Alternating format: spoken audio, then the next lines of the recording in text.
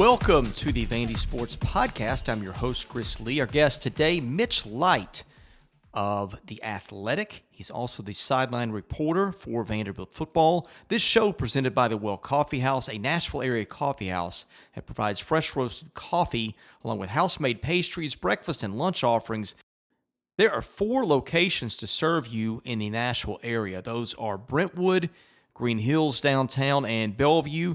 You can get more information about the Well at wellcoffeehouse.org. The Well Coffee House, where coffee changes lives.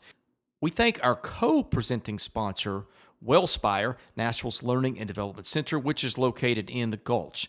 Today's news presented by Sutherland and Belk, a family-owned injury law firm. If you or a loved one has been hurt in any type of accident, give Taylor or Russell a call at 615-846-6200. See what your rights are and if they can help.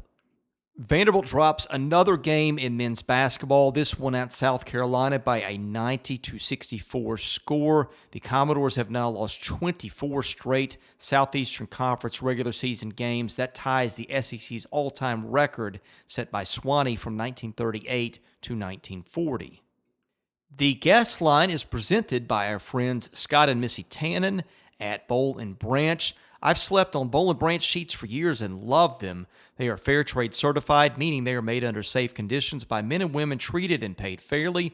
Try them free for a month. You can return them, but you won't want to. Once you get these sheets, try the mattress. That was voted the best mattress of 2018. Go to bollandbranch.com. That is spelled B-O-L-L. Enter the promo code Vandy and get $50 off your first set of sheets.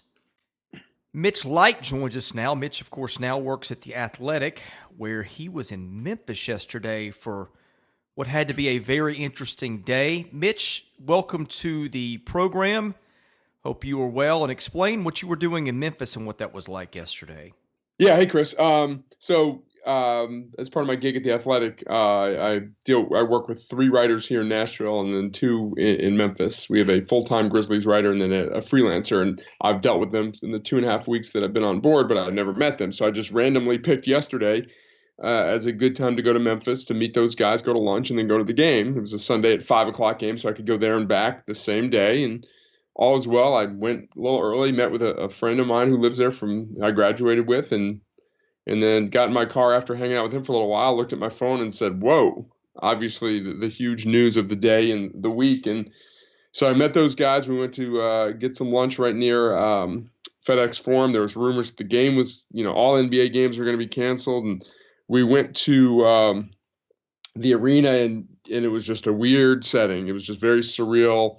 NBA teams have open locker rooms for the media at about an hour and a half before the game, up to 45 minutes before the game, but they canceled that because to give the players, their space. And it was just surreal, the whole thing about it. And, a lot of fans were chanting his name. And obviously this was a Grizzlies Phoenix Suns game, and weren't playing the Lakers or anything. And it was just, it was crazy. And you and I were talking before the pod and trying to find an athlete that of similar magnitude to die or young, and there really isn't. He's as big as it gets that I can think of to die young. When I was a kid, Thurman Munson, catcher for the Yankees, that was a big story, but I don't know. I lived in New Jersey, so I don't know if it was a different time. Obviously, it was a very local story, but he died in a plane crash, but just a crazy day.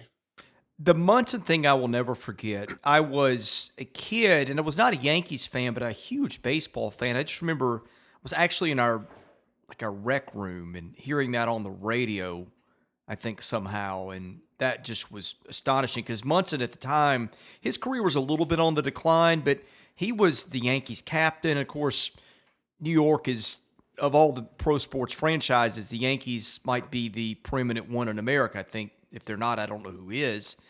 So there was that aspect to it. It's when you try to think of similarities, that's maybe the closest I can come because he was a bit of an icon in New York, although nothing like Kobe is to basketball. I mean, I think Roy Halladay died. I think it was a plane crash a few years ago. He's in the Hall of Fame, but he was not that magnitude. And I'm thinking, Kirby Puckett died young. It's kind of a morbid topic, but really there aren't a lot of things like this, and I guess that's the point we're both Right. making. I think, Prince dying a few years ago, JFK Jr. dying in a plane crash, what, maybe about, I don't know, 15 years, 20 years ago, whatever that was, are just some of those moments that stick out to me. Obviously, none of you and I weren't alive when JFK died. That's the one of my parents' generation that everyone, kind of remembers where they were. Yeah, Michael Jackson would be another one. Of course, Yeah. Princess Dial, that's a whole different Yeah. thing, but that might actually be the closest to this in a way. Yeah, I think as far as worldwide, and this was a story our Memphis writer is going to be pursuing. They, every NBA team has, foreign players, but some of one Marco Guduric, Grizzlies player, is a bench player, was openly weeping before the game, and just we're going to do a story on, Kobe's worldwide influence. Here's guys that grew up in Europe that were as affected by kids who grew up, in the U.S. So. Um, that was interesting to see. One other note, less serious note from Memphis. We were there early. I'm watching the Grizzlies warm up, and there's this tall dude helping the Grizzlies big guys warm up, and it's Josh Henderson. I Oh, guess really? yeah, I knew he was on the Pacer staff last year, but he's on the Grizzlies staff. He's an assistant video coordinator. Just one of those administrative coaching positions, and so yeah, it was good to see. I was like, that guy looks very familiar, and then I'd be like, yeah, of course. How many guys that big who look just like Josh Henderson are there? So I didn't know Josh. I mean, if he saw me, he might recognize me as a guy who kind of been around the program a little bit. So if he saw me, I might have gone up to talk to him because for an NBA game, it's very casual. Like we just walked across the court while the players were warming up. There's some weird things about it. So like you can actually talk to the players before the game and stuff like that in the media if they're willing to talk and stuff. So again, I didn't talk to Josh, but it was good to see him out there. Would he be the tallest video coordinator in NBA history? You know what? Maybe not though. I'm sure there's some other. Was he listed 7'2" I don't or just remember. yeah? So if he's 7'2", maybe I don't know because obviously there's a lot of former players who get into coaching and stuff, and I don't know how they started, but he would have to be in the top 1%. I feel like if this was baseball, somebody would have that answer. Yeah, yeah. No, I mean. I don't know if there's the database. I don't think NBA Pro Basketball Reference has that, but yeah. So I guess he wants to get into coaching, and he's on a good staff there in Memphis, and so that was cool to see. Well, this is kind of where we are. Back to Vanderbilt, there's lots of losing, and I'm kind of running out of things to say. Yeah, I mean, I'm with you. It's just watching part of that game Saturday, and looking at the bench, and Isaiah Rice, Brayley Albert, were two of the rotation guys, or two of the guys coming off the bench, walk-ons, and it's just not pretty right now, Chris. There's no way to sugarcoat it. This team just is lacking It's talent, lacking, yes. lacking talent. And I was having this conversation with some friends, understanding that Aaron Nesmith of last year wasn't nearly the player that we saw Aaron Nesmith for the first, 6 weeks of the season before he got hurt. But last year's team, I would think on a neutral court would be at least a 10-point favorite over this year's team. You just look at, even though Yanni Wetzell has improved this year, but Yanni Wetzell, Matt Ryan, Aaron Nesmith on the team, Joe Toy, we thought last year's team was lacking in talent, a lot more talented than this year's team. Would you agree with that? Yeah, Willie Donick and I had this conversation. I said if you could freeze the seasons and play last year's team at that time against this year's team at this time, what would you think would happen? And he thought about it and said, well, I think it'd be about a 10-point difference. And that was what I was thinking, somewhere in that 8 to 10-point range. So I think we're all on the same page here. Yeah, and Willie might have shared this same thing with you, and I value Willie's opinion a lot because he played the game, and he sometimes when I sit with him, and I actually love sitting with him at baseball games too. We sit together a lot at Vanderbilt baseball games, and because he's a former pitcher and he just adds a lot of insight. And he I think it was after the Alabama game, we were texting, and he said, and he might have shared this. He's like, this team is well coached and they play hard. It's just lacking talent, and so it's not just me trying to defend the coaches or anything like that, or because I think looking back last year, that's not what we thought. I'm not absolving the staff of anything. I'm just I guess it adds even more, another layer. If you didn't think they were well coached and they're losing bad, that'd be one thing. But the fact that we think that they're doing the right things. They're just not nearly good enough to get them done, I guess is what I'm saying. No, I agree. The problem is at some point human nature takes over. Yes. And I think it already Yeah. did in the A&M game. You could see it that night. And at some point when you just know you don't have any chance to win, I'm not suggesting somebody's not going to play hard, but there's not playing hard when you There's have a levels. chance. Right. And There's I think it's degrees. different when you just don't have a chance from the moment you take the floor. And honestly, I just kind of think that's where they are. Right. And I will so far, other than the A&M game, which was the first game after, and they have played well enough early. I don't think there were any 11-2 scores out of the block, which seemed to happen a lot last year. South Carolina was just the phrase, I guess, death by 1,000 paper cuts. It was just sort of like, it was even early, and then it was 4-point lead, 7-point lead, 5-point lead, 9-point lead, 11-point lead, just gradual. I don't think there's, again, other than Texas A&M so far, I don't think there's been any no-shows. But like you said, Chris, human nature, and it's difficult. I mean, it's just a tough situation for these kids to be in. So they didn't sign up for this. It's just it's happened, and it's even more painful when you watch and you see like South Carolina. They showed Cleavon Brown and Aaron Nesmith on the bench right there. It'd almost be easier to watch if you weren't reminded showing those guys on the bench. Yeah, I think that it was summed up by the fact that they lost to Alabama at home by 15, and Alabama turned it over 25 times. And the game was Yeah. never really close in the second half. If you're looking for hope, if they get Cleavon Brown back, maybe you can sneak one in somewhere against Missouri or someone like that. But that's all I've got. Yeah, no, I agree. And that puts pressure on you when you have to, in those few games that you've got a chance, you've got to play really well. You got to hit your shots, and it's just the shooting. Just the I think Adam Sparks had the tweet, and you might have commented on it, I think on Twitter. It's just what this team is shooting after Aaron Nesmith's departure, and they're keep saying it every week. Vanderbilt's a very easy team to defend right now. They weren't as easy to defend when you had Aaron Nesmith, and look at the scoring, look at the shooting percentages. Now, only one of those games was an SEC game, but this was a high-scoring team without Aaron Nesmith, and right now it's a low-scoring team. I was just having this discussion with my brother today, and I guess maybe the question is generic enough that it's hard to answer, but what is worse? Is it worse losing a game-changing stud in basketball, like the guy that you build your team around? And my case for that might be the fact that you've only got 5 guys on the floor. So when you lose one of them, that's 20% production out of one of those guys. And if he's really good, that seems to have sort of a disproportionate impact, if that makes sense. The other argument, I think, to counter that would be, is it worse to lose that, or worse to maybe lose a star quarterback? I'm interested in your thoughts on that. Oh, each situation's different. I would probably say, this is a unique situation because Nesmith was so much better offensively as a shooter than anyone else on the team. Sorry, I got distracted a little bit. My texts my daughter sent me a text that came over my computer. Yes, the same thing happened, not from my daughter, but yeah.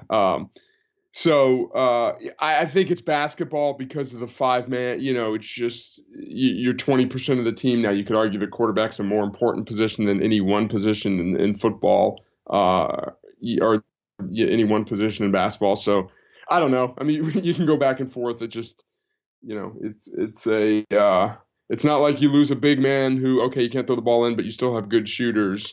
You lose one of the best offensive players in the country and a kid shooting over 50%. So I guess that's the equivalent of losing a star quarterback. At this point, let's just go to the mailbag, and then after this, maybe we'll talk some baseball. Our mailbag is sponsored by Vanderbilt fan Josh Minton of Brentwood, who is an independent insurance agent. If you're looking for a one-stop shop for your insurance needs, Josh can help you out. Call him today at 615-933-1979. Email him at josh@hqinsurance.com. Follow him on Twitter at JoshuaMintonHQ or on Facebook at facebook.com/JD Minton HQ. He is my insurance agent. Give him a try. Tell him you heard about it here. We also thank our other podcast sponsors, the Well Coffee House, Wellspire, Sutherland and Belk, Simply a Fan, and Bowl and Branch. Okay, this one from And Baseball Craig, Bros. sorry, Chris, is the Sure. Well Coffee House one of your sponsors? It is. I am well, I don't know if there are multiple ones, but the Well out in Bellevue is, now that I work from home, I try to, move around a little bit so I'm not in the home office all day. So I've been to the Well twice to work over there. So I'm glad that they're sponsoring your show. Yeah, good folks there. There's one actually close to my brother's house on Old Boulevard I've been to a few times. But anyway, this one from Baseball Bros. Are you still watching the basketball games? What are you looking for in the games? Since we all know the roster is extremely flawed and probably won't win an SEC game. As a fan, what would you want to see from this team and coaching staff over the remaining games to give you hope moving forward? Yeah, I mean, for the most part, I still watch. I guess there's been some conflicts with my son. That still coaches. He plays rec league basketball. What I'm watching for, I guess, is improvement from guys like Dylan Dessou, and Scottie Pippen and Jordan Wright. I think Dessou can be a really good player. I like his skill set. Obviously he didn't play well in the Tennessee game. I don't know if the pressure of the streak or whatever. He just shot the ball horribly. But I like his length and his athleticism, and his I think he's going to be a good rebounder. I think Pippen's probably better than I thought. The problem is Pippen and Dessou should be playing. In an ideal world, those guys are playing 10 to 15 minutes on a good team off the bench, and then Jordan Wright's playing 8 to 10 minutes. I think Wright has probably been a little bit better than I thought too. So I think there are some young players that can continue to grow and develop. They're just put in situations that are very difficult right now. So that's what I'm. Saban Lee is what he is right now as a player. You'd like to see him improve his jump shot. He's streaky. There'll be games where he'll hit shots, and there's games where he won't, where he doesn't hit shots. So I don't know how much progress he is going to make. I think Max Evans is in a same situation. He's not as good of a player as Saban Lee, but I think he is what he is at this point. And we've seen guys develop late in their career, and I'm not comparing Max Evans to Jeffrey Taylor by any stretch, but Jeffrey Taylor was pretty much a non-shooter for 3 years, or a streaky shooter, then became a pretty reliable three-point shooter late as a senior. So maybe he can do that. So that's kind of what I'm looking for. On a note, a Jeff Taylor note, I was sitting next to my son at the Tennessee game. We all know Yves Pons from Tennessee. He's a really good athlete. Some of his dunks reminded me of Jeff Taylor, just a quick burst, getting off the floor so quickly. Like, I'd never seen that in a Vanderbilt player. I remember his freshman year against Illinois, he caught a ball like cutting through the lane and just dunked it so quickly. And just watching Yves Pons kind of reminded me of Jeff Taylor. Yeah, Jeff was one of the only guys at Vanderbilt that I thought was going to wind up getting hurt for hitting his head on the rim. Didn't that actually happen once, now that I think about it? Yeah, I think it was in practice. Stallings told the story about, he cut his head on the rim. I think maybe when they were an overseas trip or in practice or something like that. Yeah. Another question for Baseball Bros. This is a little off topic. Then I'll get to a football question. He says, should I subscribe to The Athletic? If so, can you help me with the valid argument to my wife on why I should be spending that money to read sports articles? She doesn't get sports, when the money can go towards our infant son. I think I have a creative solution for both of you. Tell me how you like this. I think he should subscribe and then read The Athletic to his infant son. Perfect. Well, he clearly, it's a good question. So he's got a son that takes a lot of his attention. And my kids were young at one point too. So you need some time to yourself. You need to get away.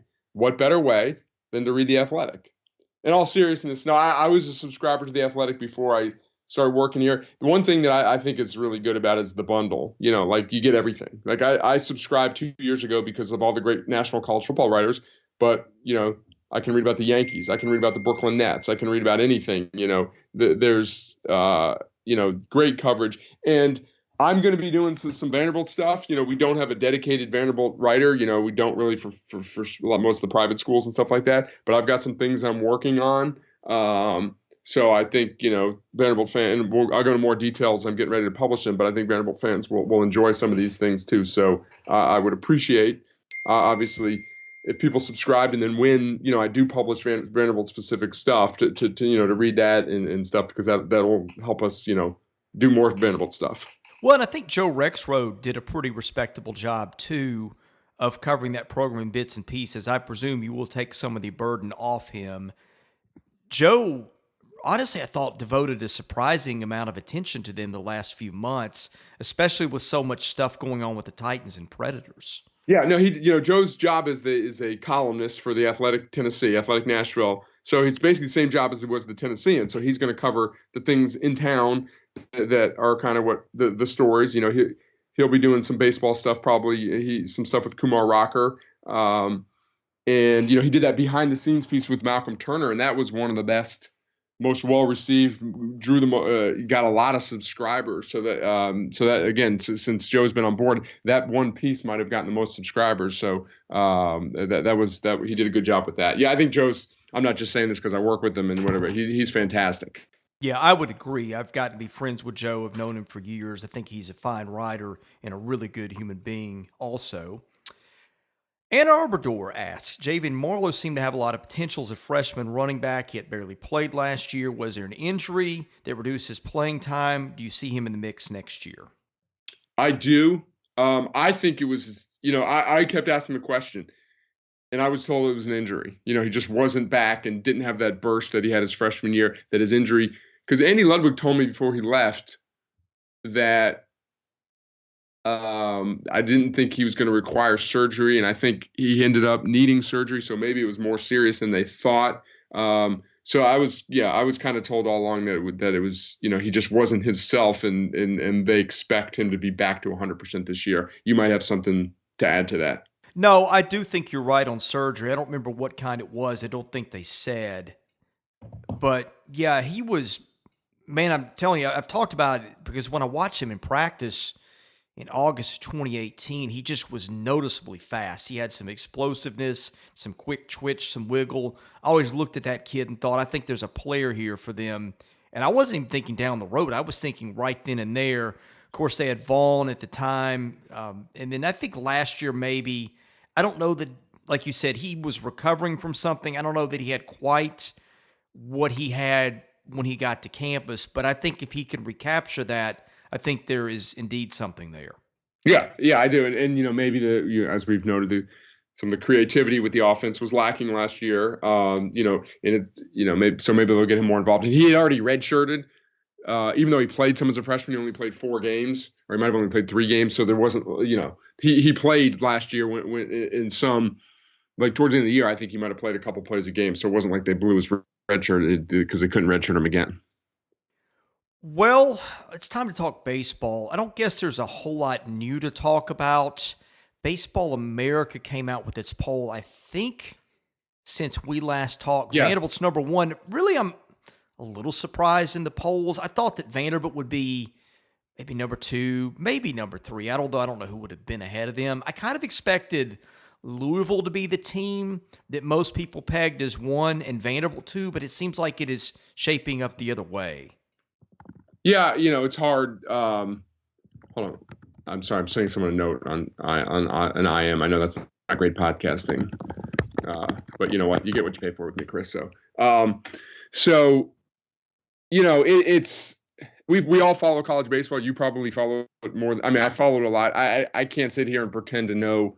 I know that Louisville's good. I know certain Florida's got good pitching that underachieved. I know the highlights and stuff. I can sit there and talk college football and especially college football and college basketball, and really have strong arguments about who should be number 1 or which team should be. I know Vanderbilt inside and out. I can't sit there and compare, Louisville's outfield depth, so I'm getting at it. I have a hard time, finding arguments in college baseball rankings. I can sit here and kind of agree, look at Vanderbilt and say, you know what, there's 6 new everyday players. Hugh Fisher, being hurt isn't going to help the depth. So how could they be number 1? But then you look, they might have the best starting rotation that we've seen at Vanderbilt, and the best, as we talked about last couple of weeks, the best front of the line pitching that we've seen, and the best hitter in baseball. So I will defer to the people that dive into this stuff much more, the Aaron Fitz of the world and those guys. But I wasn't surprised to see Vanderbilt number 1. I am looking at the schedule right now. I've started kind of making a matrix as the polls come out of who they play. And here are the tougher series this year.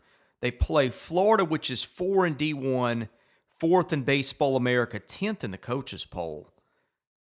Did I get that right? Yes, I did. 10th in the coaches poll. I have double checked. And so when I name rankings, it's going to go in order of D1 Baseball American coaches poll. They have Georgia, which is 5-7-4. They have Louisville, Louisville's a midweek game. I'll try to get back to midweek games and single game opponents later. LSU is 11-14-12. Mississippi State is 10-9-6. Ole Miss is 25. I don't think ranked by Baseball America at all, and 23rd in the coaches poll. And in single games, they've got a game with UCLA March the 6th. UCLA is 10-4-8. Michigan February 14th, 13-8-11, and Louisville May the 5th, 1-2-2. So lots of ranked opponents on that schedule, Mitch. Yeah, I mean, and I think Adam Sparks had a story today, based on the media availability last week that you were probably at, about the schedule and how Coach Corbin likes it that way. And,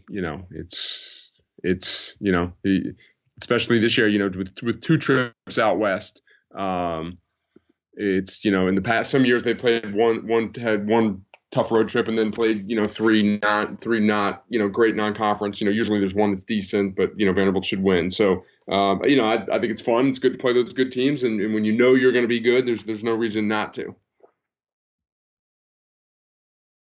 I was listening to the Ole Miss Rivals podcast. My buddies, Neil McCready and Chase Parham, do a pretty good podcast that I'll listen to every now and then.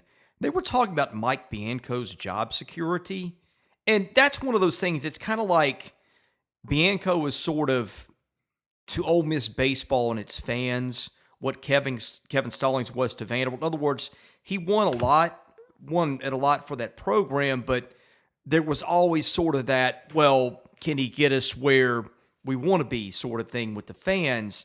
And with Kevin, I think the frustration was that his best teams never achieved his best results, and they would get to the Sweet 16, but never got higher. I don't know that it's exactly the same with Bianco, but he's been there, I think, now for 20 years, and they've gotten Omaha once, and they seem to flame out in that super regional where they've lost so many times and occasionally in a regional. But they were talking, it's kind of that climate where it's gotten stale, and fans, a lot are just ready for them to move on.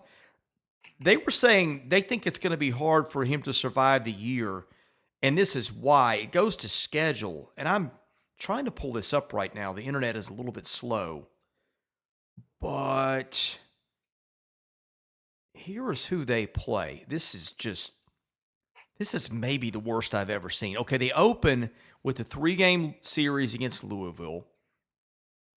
They've got a single game with Indiana somewhere in March 1, which is usually pretty good. Their out-of-league schedule heading in isn't that great. But then they start with LSU in Oxford. LSU's ranked. Then they go to Texas A&M, which I think is ranked. Then they go to Arkansas, which is definitely ranked. They host Arkansas. Midweek game with Southern Miss, which is usually not easy. South Carolina, they host. Carolina won't be very good. Then they go to Mississippi State, which I talked about earlier. They're top 10. They have Vandy in Oxford. Vanderbilt, again, number 1 or number 2, depending on the source. Then a midweek game with Mississippi State that they always play. Then they go to Florida, which is top 5 by most people. Go to Georgia, same territory. They go host Auburn, which is top 10. Then they finish at Alabama, which is kind of a break. Basically, they play 9 series against top 25 teams, and then have some midweek games mixed in there with top 25 opponents too. The point they were making is there's almost no way they go 500 in conference just with that schedule, and that alone might be enough to get him out. But was just kind of a really interesting thing. It is funny how schedules sometimes play into these things. Yeah, I actually thought your comparison to Kevin Stallings is, not bad. I think Ole Miss has been higher ranked nationally than Vanderbilt basketball was consistently. But as far as just everyone kind of recognizing he was a good coach who did a good job, but after a certain amount of time, which is, it's healthy sometimes after a certain amount of time for coaches to move on. I do know one Ole Miss fan who would put the for sale sign on Mike Bianco's front yard right now, just wants him gone for all those reasons. Sometimes he's not the most rational fan, but that's what fans are. So it doesn't help that Mississippi State's been consistently really, really good in recent years and made runs to Omaha or deep runs. So yeah, that's a very difficult schedule, and the SEC West, the whole SEC is loaded, but the SEC West is very unforgiving. Well, winning a league is often when you have unbalanced schedules, which is the case with most Power Five leagues now. Big 12 would be an exception, but it's about who you don't play. Like actually last year, that almost cost Michigan getting in the tournament because it like caught all the weak teams in the Big Ten, it seemed, and winning those games a lot of times would hurt Michigan's RBI. Of course, that ended well for Michigan. That was a really good team, which is one reason I'm not a big fan of RPI. It doesn't always show how good you are. That is another podcast, but circling back to Vandy, it's who they don't catch this year that I think could help them. They don't play Arkansas. They play Mississippi State, and Arkansas number 5 in the coaches poll. So according to the coaches, the best team in the West is not on the schedule at all, speaking from a Vanderbilt perspective. Mississippi State, it does play. State is 6 in the coaches poll. That's at home. They don't play Auburn at all. Auburn is 9. And they don't play Texas A&M at all, which is 21. So am I missing another team in there? Because you don't play what? Did you have just 3 Alabama? of them? Okay, well, they don't.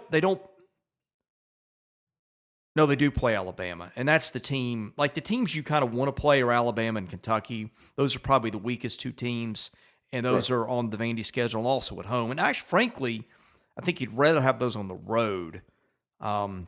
Maybe swap out a trip with LSU, but they catch a little bit of a break on the schedule. I think just by being in the West, you play the brutal teams. But the point they were making is like Ole Miss doesn't get to play like Tennessee and Kentucky, which are in Missouri either, which are probably the bottom 3 teams in the league. Yeah, it could be. On this note and this is probably not the best way of looking at it, but I've noticed that Ohio State is pretty much in all baseball top 25s this year, and I know they had some guys out last year, and you can't just say because the team's good this year that they weren't good. They were good the previous year, all that. But after Vanderbilt got its draw last year, and we all dove in, I think the consensus was that Ohio State was a pretty good number 4, and Vanderbilt kind of got screwed. And the fact that they're a top 25 team this year, again, it's a little dangerous to look at it this way, but it almost validates the fact that they were much better than a number 4 seed or a number 4 seed playing the number 1 overall or number 2 overall seed last year.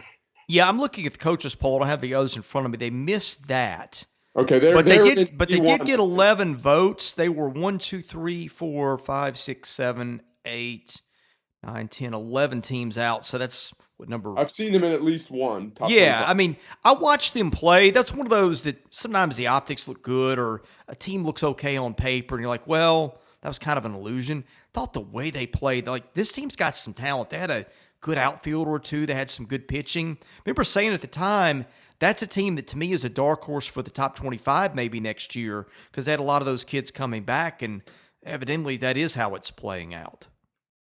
Yeah, it is. And, again, I think one of their better pitchers was hurt too, or was out for all last year. So, it obviously didn't matter. Vanderbilt got through them pretty quickly or pretty easily. I don't know how easily, but got through them. But it was just, I remember thinking they were a pretty good number 4 seed. Mitch, we'll have more baseball stuff to talk about in the coming weeks. I know I'll dig in from a media standpoint, get over there a little bit more. There's been a lot of stuff at the site coming up with previews, not just of the team, but the schedule and stuff. And so we'll have more baseball content to discuss in the coming weeks. But anything else that we didn't get to in terms of that or something else with Vanderbilt sports that's worth chatting about today? Not really. I shared my parting shot was about Ohio State baseball. So how about that for a Vanderbilt podcast? That was a good observation. I'm actually glad that you said that because I had not really thought to kind of follow up and see where they were in preseason. Right now, my focus has kind of been on, okay, who's Vanderbilt playing and how good are they? I'd not checked for that, but I'm not shocked to see them end up there. I will tell you this on a tangent. I'm really glad to see the Big Ten improving at baseball and getting more visibility, because I think that's going to be one key to growing the popularity of the game, which I'm all for. Yeah, no, I agree. And then we get it. Northern schools, there's a disadvantage. It's more difficult and all that stuff. But the fact that more schools are committing to it, I think it started with Indiana as far as making the commitment, and the fact that Michigan hired Eric Bakich away from Maryland, and obviously Ohio State, Minnesota's always had a pretty good program. Illinois had its moment. So yeah, it's probably better for baseball that the sport overall, that it's not just all teams in the South and in the West. Yeah, I mean, half the Big Ten probably is somewhat in on baseball. I mean, I think you just named most of the schools. Illinois and Indiana got some decent facilities. Michigan does. I don't know what Ohio State's are like, but I think that's the next thing to watch, is where does the money go and who puts it in. I think Minnesota, another one that you mentioned, kind of a dark horse, but I do see those schools seeming to make a little bit more of a move with financial commitments. Yeah, definitely. Mitch, tell people where they can find you on Twitter. You've already kind of talked about The Athletic, but if you've got a story or something you'd like to promo, that's a good time to do that as well. Okay, well, you can find me at Athlon Mitch, and nothing really specific. I will in the next couple of weeks have some stuff I'm working on about Vanderbilt, and in due time I will use this platform to talk about those. All right, he is Mitch Light, the host, or not the host, You wish. Yes. Yes. You know what? If the losing keeps, Yeah. I think maybe that was subliminal. I'm like, who's going to do this if I don't have better information or better topics, better I guess. to talk about. So. Right. All right. So who are you again? I'm a guest. Yes, but your title at The Athletic.